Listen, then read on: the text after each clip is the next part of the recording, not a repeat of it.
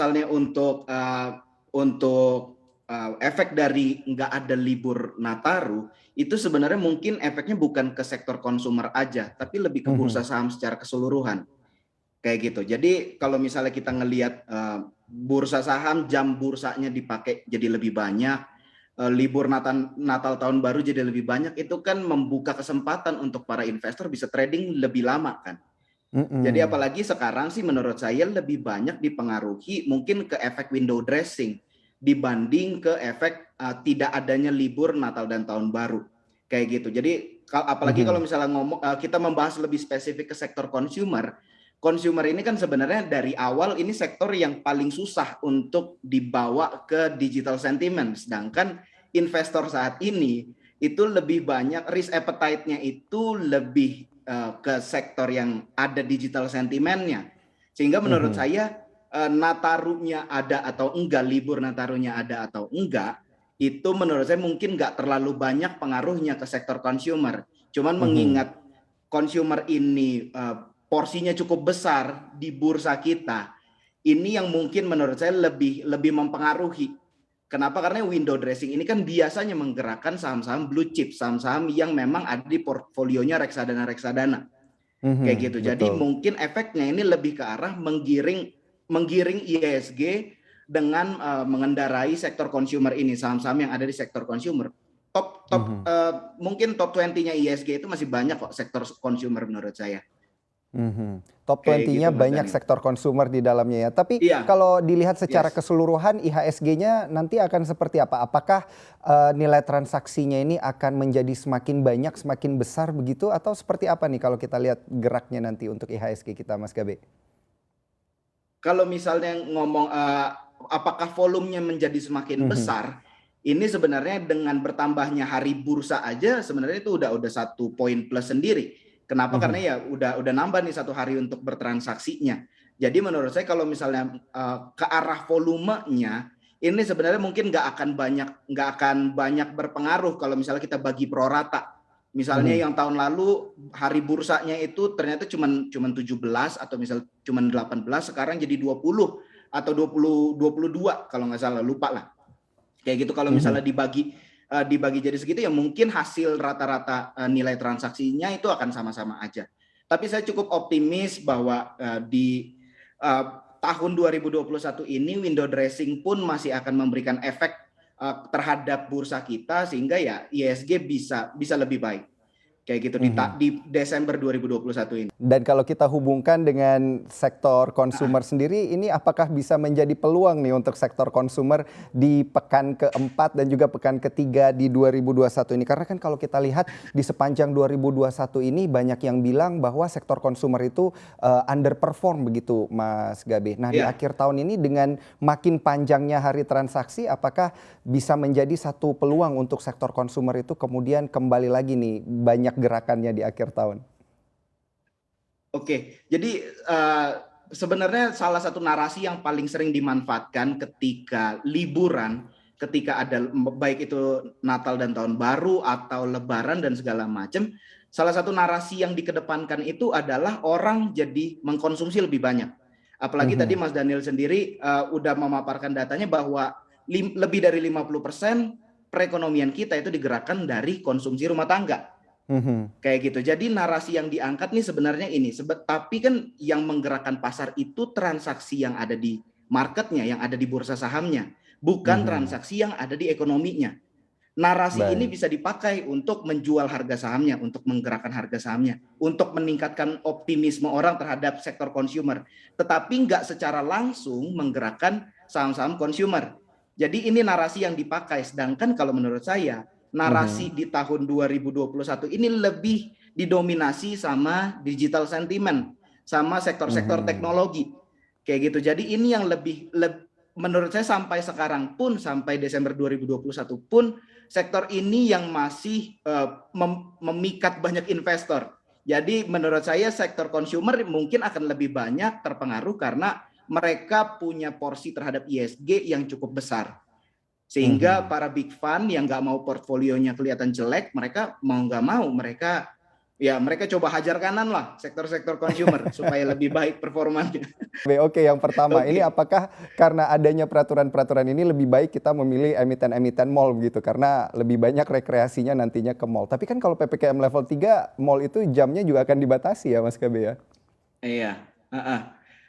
Kalau misalnya milih emiten mall, sebenarnya emiten mall juga nggak banyak dan pengaruhnya terhadap IHSG sebenarnya emiten mall ini cukup rendah kayak gitu. Mhm, Jadi sebenarnya kalau misalnya kita mengkaitkan dengan ke profit dari perusahaannya, yes menurut saya ada chance untuk perusahaan ini menambah profitnya lebih besar. Tetapi ya mhm. balik lagi, yang menggerakkan saham itu transaksi yang ada di bursa saham, bukan transaksi yang mereka lakukan di mall tersebut. Baik. Kayak gitu. Jadi sebenarnya nggak gitu ngaruh apa yang terjadi di misalnya data transaksi mall tersebut naik. Misalnya penjualan dan pembelian di mall tersebut naik, itu nggak terlalu ngaruh dengan apa yang terjadi di bursa saham. Kayak gitu. Menurut Baik. saya narasi untuk sektor consumer bisa naik itu masih kalah sekarang dengan digital sentiment. Baik, berarti, Kayak gitu. dengan kata lain ini kita masih menunggu ya kapan emiten maksud kami ini kapan kemudian big players ini HK di emiten-emiten yang kemudian dibilang mungkin bisa mall, mungkin bisa consumer ya, balik lagi ke situ ya Iya, Mas KB ya? betul. Uh-uh. Oke, kita Gimana beralih. caranya meningkatkan optimisme ke saham-saham di sektor consumer dan mall dan lain-lain Mhm. itulah. Kalau kita bandingkan ya, cyclical dan non cyclical sendiri, ya walaupun memang narasinya masih kalah begitu ya dengan bank-bank digital, ini yang paling Mm-mm. akan terdampak yang mana nih Mas KB? Kalau menurut saya sih seharusnya sih sama aja, cuman untuk yang non cyclical, ini cenderung lebih lebih sulit untuk untuk digerakkan, untuk diangkat, untuk menaikkan optimisme investor terhadap saham-saham consumer yang non cyclical ini. Menurut saya itu lebih berat ketimbang yang cyclical. Waduh, kenapa tuh? Kenapa Kalau tuh Mas Gabi? misalnya kalau misalnya yang non cyclical ini kan ya misalnya contoh saham-sahamnya kayak saya nggak kebayang. Kalau misalnya yang non cyclical ini lebih stabil lah, maksudnya cenderung lebih stabil untuk saham-sahamnya, Pergerakan sahamnya intinya begitu ya? lebih pergerakan sahamnya dan optimisme investor, dan Mhm, saham-sahamnya justru menurut saya nggak banyak dimiliki oleh fund-fund besar untuk consumer yang non cyclical kayak mhm. gitu. Jadi ini ya yang Jadi kemudian kepentingannya lebih rendah membuat dia lah. susah. Karena Betul, nggak banyak fund besar begitu ya yang udah chip in, jadi nggak banyak. ketika nanti window dressing ini nggak, cenderung tidak di-HK ya, begitu ya, oleh para fund-fund Betul, besar ini. Bener nggak sih Mas Gabi? betul. Itu bukan pilihan, apalagi kalau misalnya memang mengatakan untuk window dressing, ini bukan pilihan saham untuk window Mhm, dressing justru.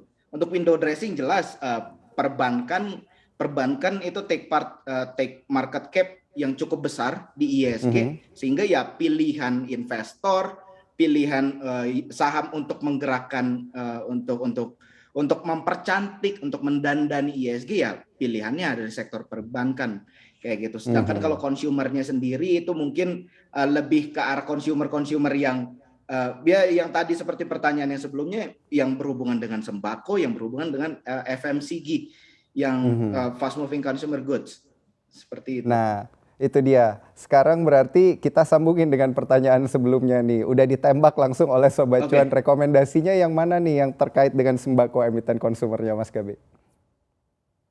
Oke, kalau misalnya untuk kondisi sekarang, menurut saya salah satu yang paling menarik untuk medium lah ya. Ini saya nggak bilang untuk jangka yang horizon waktunya nggak terlalu panjang, tapi untuk sampai akhir tahun misalnya. Salah satu yang saya lihat cukup menarik untuk posisi sekarang itu ICBP.